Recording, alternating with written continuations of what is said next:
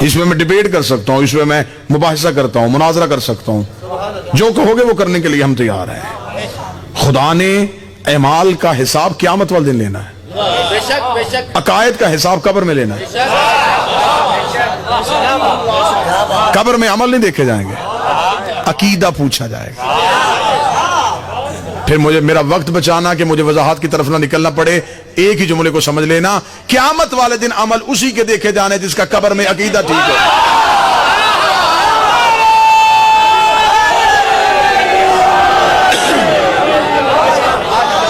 قبر میں عقائد پوچھے جائیں گے، میں آسان کر دیتا ہوں، بچوں کے لیے آسان کر دیتا ہوں، قبر میں اصول دین پوچھے جائیں گے، حشر میں فروع دین پوچھے، علی فروع میں نہیں ہے، علی اصول۔ اس لیے تو ہم اپنے مرنے والے کو اس کی موت کے بعد اس کی تیاری ایسی کرواتے ہیں، شہادت نامہ لکھا جاتا ہے، کفن میں نادی علی لکھی جاتی ہے۔ میرے ایک سنی دوست نے مجھ سے سوال کیا تھا، اس نے کہا یہ آپ شیعہ کفن میں اتنا کچھ کیوں لکھ دیتے ہیں جبکہ سفید کفن پہنانا چاہیے؟ میں نے کہا کیا کریں، ایک صحابی کی سیرت پہ عمل کرتے ہیں۔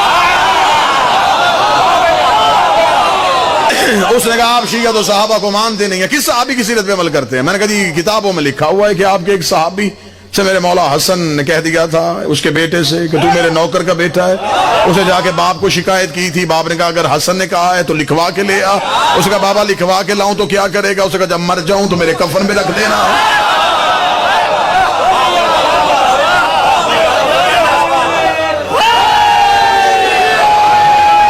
بیٹے نے پوچھا تھا بابا ان کا لکھا ہوا تیرے کفن میں کیا کام آئے گا؟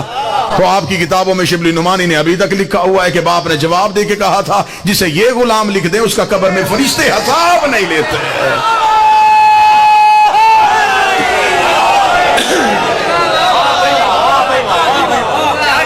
پہلے تو عقیدہ بہتر کرو، عمل تو بعد میں بہتر ہوگا نا، پہلے تو عقیدہ بہتر کرو، عقائد بہتر۔ فرشتے قبر میں آ کے عقائد کے بارے میں پوچھیں گے، آپ کا رب کون ہے، آپ کا نبی کون ہے، آپ کا دین کیا ہے، آپ کا قبلہ کیا ہے، آپ کا امام کون ہے۔ جنت اعمال کی وجہ سے نہیں، امام کی وجہ سے ملے۔ اگر خدا صرف عبادت کی وجہ سے جنت دیتا تو پہلا جنتی ابلیس ہوتا، اس کے پاس عمل تھے، عقیدہ ٹھیک نہیں تھا، وہ اللہ کو مانتا تھا، اللہ کی نہیں مانتا تھا۔ جملہ اور زیادہ اچھا کر دوں، وہ لا الہ کا قائل تھا، آدم صفی اللہ کا قائل نہیں تھا۔ جہاں اللہ صفی اللہ کا منکر برداشت نہیں کرتا وہ علی ولی اللہ کا منکر برداشت۔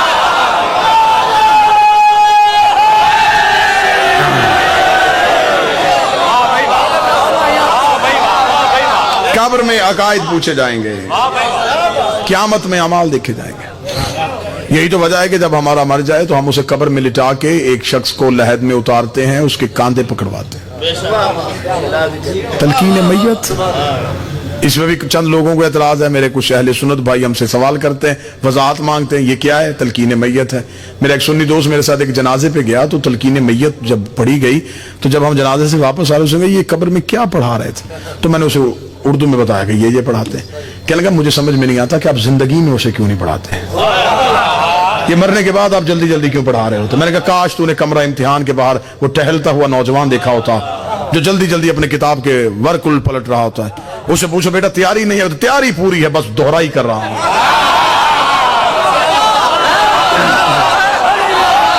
بسم اللہ۔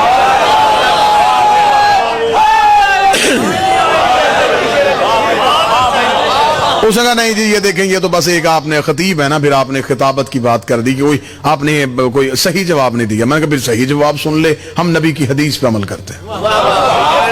اس نے کون سی ایسی حدیث ہے؟ میں نے کہا اسکول کالج یونیورسٹی مدرسوں لائبریریوں میں لکھا ہوا علم حاصل کرو ماں کی گود سے لے کے قبر تک،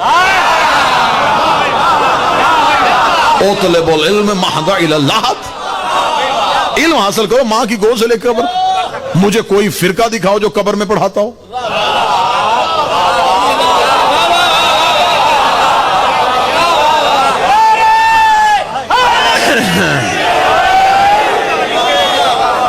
اچھا نبی کے فرامین، نبی کی حدیث بھی اپنی مرضی سے لی ہے مسلمانوں نے۔ علم حاصل کرو خواہ تمہیں چین جانا پڑے، سنی ہے نا؟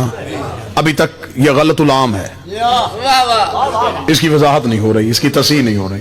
علم حاصل کرو, خواہ تمہیں چین جانا پڑے. چین کس کا ترجمہ ہے؟ کیا بات, وہاں صاد یا نون سین کا لفظ ہے حدیث میں. چین کہاں سے آ گیا؟ چین کا ترجمہ کس مولوی نے کیا؟ عربی میں تو چے ہے ہی نہیں.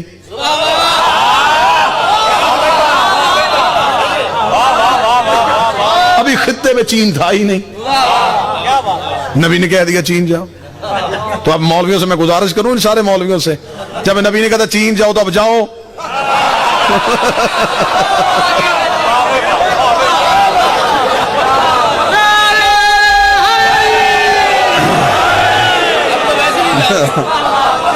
اب تو جہاں چین لکھا ہو وہاں نہیں بندے جاتے,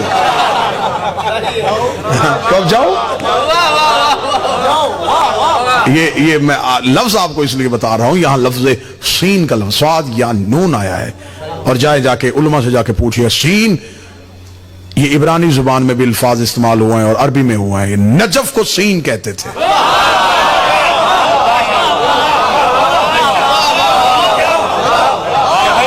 علم حاصل کرو چاہے تمہیں نجف ہی کیوں نہ جانا پڑے. بہت سی چیزیں ایسی ہیں, میں نے پوری ایک مجلس پڑھی تھی غلط العام چیزوں کی تصحیح کی. بہت سی ایسی چیزیں ہیں جو ابھی تک مذہب شیعہ میں بھی اسے ویسے کا ویسے ہی پڑھا جا رہا ہے, جن کو صحیح نہیں کہا جائے. اکثر ذاکرین ممبر پہ جملہ پڑھتے ہیں, آپ نے کئی دفعہ ذاکرین کے میں نے قصیدے سنے, خود ممبر پہ بیٹھ کے سنے. ایک جھوٹا شخص اس کو لے کے علی کے سامنے آئے تھے اور امیر المومنین نے جنازہ پڑھا دیا اور وہ اٹھ گیا. یہ سنا ہوا نا آپ نے؟ یہ واقعہ ہے, یہ نہیں میں کہتا یہ واقعہ نہیں ہے, اس واقعے کی میں نفی نہیں کرتا, لیکن علی نے جنازہ نہیں پڑھایا. علی جنازہ پڑھا دیتے تو جنت واجب ہو جاتی ہے. بھئی جنازہ تو مغفرت کی دعا ہے, اس سے بڑا خوش نصیب کون ہوگا جس کا جنازہ علی پڑھا دے. بندے مدینے میں مرتے رہے, علی جنازے پہ نہیں گیا.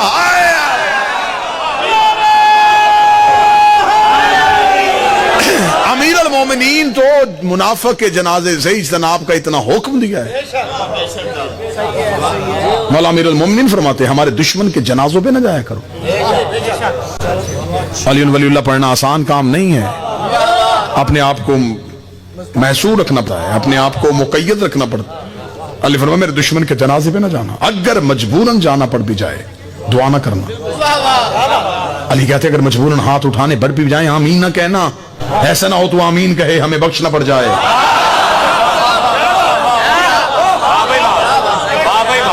ہم اسے قبر میں لٹا کے پڑھاتا, اسمع فہم سن اور سمجھ, یہ عقائد پڑھائے جا رہے ہیں. اعمال پوچھے جائیں گے قیامت والے دن. میرے سامنے میرا مجمع جج بن جائے, میں ابھی آپ کے سامنے ایک دلیل دیتا ہوں, شریعت میں ہے. باپ دنیا سے چلا گیا, نمازیں ادھوری رہ گئیں, شریعت نے قضا نمازیں بیٹے پہ واجب کر دی. ایسا ہی تو پڑھ ثواب باپ کو جائے گا. اس کا مطلب عمل پیچھے سے چلا گیا. بیٹے کے پاس وقت نہیں ہے, صبح اسکول جاتا ہے, کالج جاتا ہے, یونیورسٹی جاتا ہے, جاب پہ جاتا ہے, میرے مالک وہ بھی نہیں پڑھ سکتا. فرمایا اگلی گنجائش دیتا ہوں, نماز اجارہ اجرت دے کے پڑھوا. چل تیرے پاس ٹائم نہیں, پیسہ تو ہے, کسی مولانا کی منت کر, اسے کہ میرے باپ کی 2 سال کی قضا نمازیں پڑھ دے. پڑھے گا وہ, پیسے تیرے, ثواب باپ. عمل چلا گیا. آخری دنوں میں والد کی والدہ کی طبیعت ٹھیک نہیں تھی, رمضان کے روزے تھے لیکن وہ رکھ نہیں سکے. اگلا رمضان آیا, بیٹے کے دل میں حسرت. باپ نے جو رمضان گزر گیا روزے نہیں رکھے تھے, خدا نے کہا کچھ نہیں ہوتا, کسی کو رکھوا, کسی غریب کو کہہ دے کہ میرے باپ کے حصے کے, میری ماں کے حصے کے روزے رکھ دے, ثواب چلا جائے گا. رکھوائے اس نے, رکھے کسی نے, ثواب چلا گیا. بیٹے کو بعد میں اللہ نے توفیق دی, پیسہ آ گیا, حسرت, کاش باپ کی زندگی میں ہوتا, اسے حج کرواتا.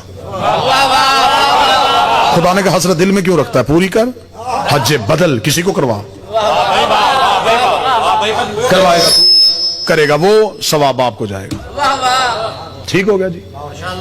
مسجد کسی باپ کے نام پہ اینٹ لگا, صف دے, مسجد بنوا, امام بارگاہ بنوا, رستے میں نلکا لگوا دے, کسی غریب کی بچی کی شادی کر دے. یہ سارے اعمال ہیں جن کا ثواب پہنچ جاتا ہے. 8 رجب کو دوبارہ واپس آؤں گا, 3 دن کی آپ کے پاس مہلت ہے. مرضی کے علماء کے ساتھ رابطہ کریں, مجھے قرآن کی حاشی میں مولوی کے دستخط کے ساتھ لکھوا کے دے دیجئے گا کہ کہیں بھی کسی کتاب میں لکھا ہے کہ باپ علی کو نہ مانتا ہو, بیٹا علی کو مان لے تو ثواب باپ کو بھی پہنچ جائے گا. نہیں, علی اپنا اپنا ہے.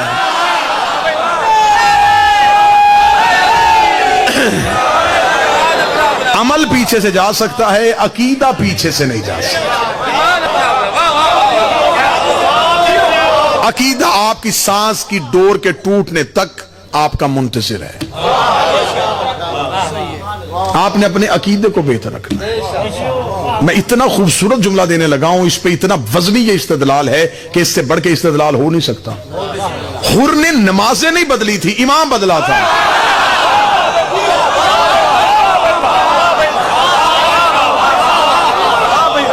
حر نے نمازیں نہیں بدلی, حر نے صورتیں نہیں بدلی, حر نے قبلہ نہیں بدلا, حر نے قرآن نہیں بدلا, امام بدلا.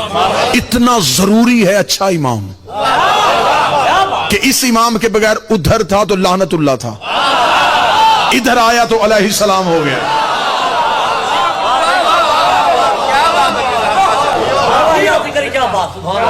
بہترین زندگی گزارنا چاہتے ہو تو جب اللہ نے تمہیں بہترین ہادی عطا فرمائے ہیں پھر ان کی ولایت اور ان کے اختیارات کے قائل ہو جاؤ.